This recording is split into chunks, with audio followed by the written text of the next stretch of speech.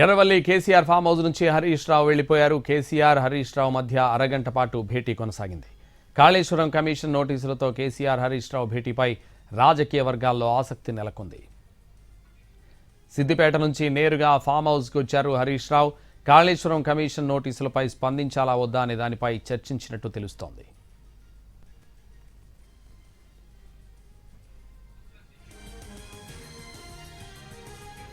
Erravalli KCR farm house నుంచి హరీష్ రావు వెళ్లిపోయారు. కేసీఆర్ హరీష్ రావు మధ్య అరగంట పాటు భేటీ కొనసాగింది. కాళేశ్వరం కమిషన్ నోటీసులతో కేసీఆర్ హరీష్ రావు భేటీపై రాజకీయ వర్గాల్లో ఆసక్తి నెలకొంది.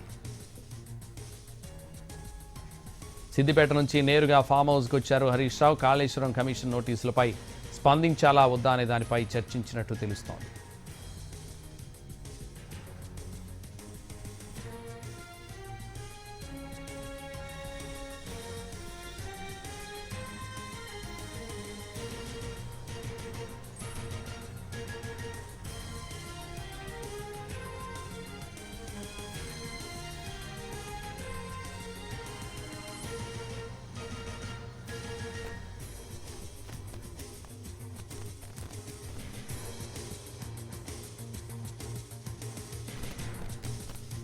కాంగ్రెస్ పార్టీని నమ్మి ఓటేస్తే ఏదో అవుతుందనుకుంటే ఇంకేదో అయిందన్నారు మాజీ మంత్రి హరీష్ రావు. తెలంగాణలో అందరూ మళ్లీ కేసీఆర్ రావాలని కోరుకుంటున్నారన్నారు. పైసలు లేవు అంటూనే కోట్ల రూపాయలు ఖర్చు పెట్టి అందాల భామల పోటీలు పెడుతున్నారంటూ ఫైర్ అయ్యారు. ఏడాదిలో రేవంత్ రెడ్డి కట్టింది ఏమీ లేదన్నారు హరీష్ రావు. ఏదో అవుతుంది అనుకొని నమ్మితే అంత ఆగమైపోయింది.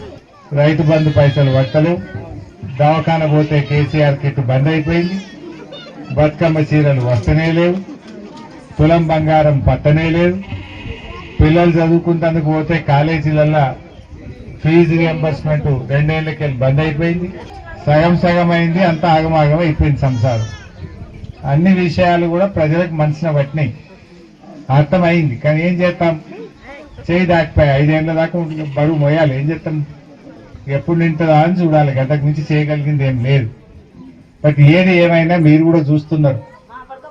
ఇవాళ అసెంబ్లీలో కూడా రోజు నేను పోరాటం చేస్తున్నా. వాస్తవానికి తప్పటి వాళ్ళు పడ్డాయి.